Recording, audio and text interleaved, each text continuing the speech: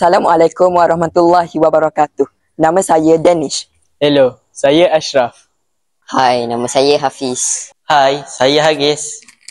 Kau tengok tu, banyak bungkusan plastik yang dibuang merata-rata.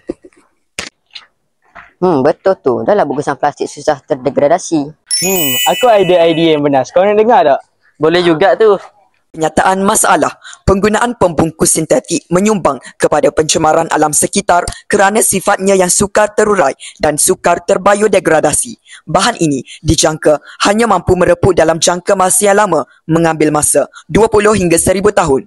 Pembungkus sintetik ini bahkan dapat memudaratkan dan mengganggu ekosistem. Matlamat projek Intan DegraWrap. Yang pertama, dapat menghasilkan biofoam pembungkus daripada 100% sisa organik tempatan, termasuklah hampas tebu, serbuk kopi dan daun belimbing buluh. Kedua, dapat mengurangkan kebergantungan kepada pembungkus sintetik, terutamanya styrofoam. Ketiga, dapat melestarikan alam sekitar melalui penggunaan bahan boleh terurai dan antibakteria semula jadi.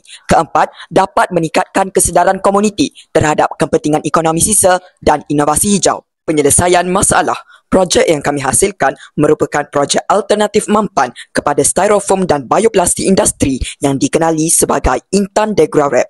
Pertama, dalam inovasi kami, menyediakan biofoam antibakteria semula jadi yang tahan lama. Kedua, bahan 100% organik dan mudah didapati. Ketiga, proses penghasilan yang mudah dan murah. Strategi pelaksanaan untuk menghasilkan Intan DegraWrap. Yang pertama, sediakan bahan, kumpul hampas tebu, serbuk kopi dan daun belimbing buluh. Kedua, keringkan bahan, jemur atau oven sampai betul-betul kering. Ketiga, kisar dan ayak. Kisar bahan hingga halus, ayak supaya sekata. Keempat, campur dengan kanji. Gaulkan serbuk yang telah dikisar tadi dengan kanji di dalam bekas. Kelima, tambah air. Masukkan air sedikit demi sedikit sambil kacau rata. Keenam, anda boleh menambah glycerin ataupun cuka untuk menambahkan lagi flexibility dan antibakteria. Ketujuh, masuk acuan dan ratakan. Tekan dan ratakan adunan dalam acuan. Kelapan, keringkan. Guna oven 80 hingga 100 darjah Celsius selama 3 jam atau jemur di bawah cahaya matahari. Kesembilan, periksa kualiti. Lihat tekstur, kekuatan dan ketahanan. Ke-10, anda juga boleh menguji antibakteria, contohnya uji lawan E. coli. 11, siap digunakan. Biofoam sedia untuk aplikasi sebenar. Sasaran pengguna inovasi Intan DegraWrap.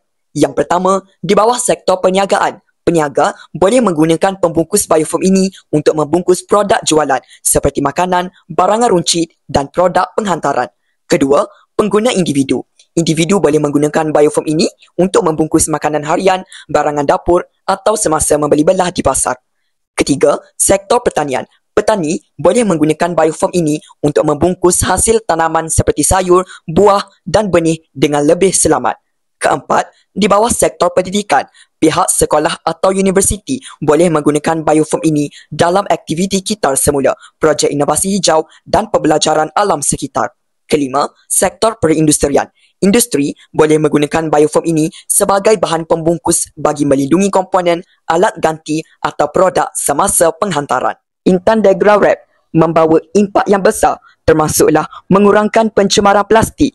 Yang kedua, dapat menambah nilai ekonomi sisa dapur dan pertanian. Yang ketiga, dapat menstabilkan ekosistem. Dan yang terakhir, sekaligus dapat meningkatkan kesedaran awam. Selepas kajian kes dan penyelidikan, kami dapati bahawa ekstrak daun belimbing buluh aktif melawan bakteria gram positif dan negatif daripada Zakaria et al. Tahun 2007.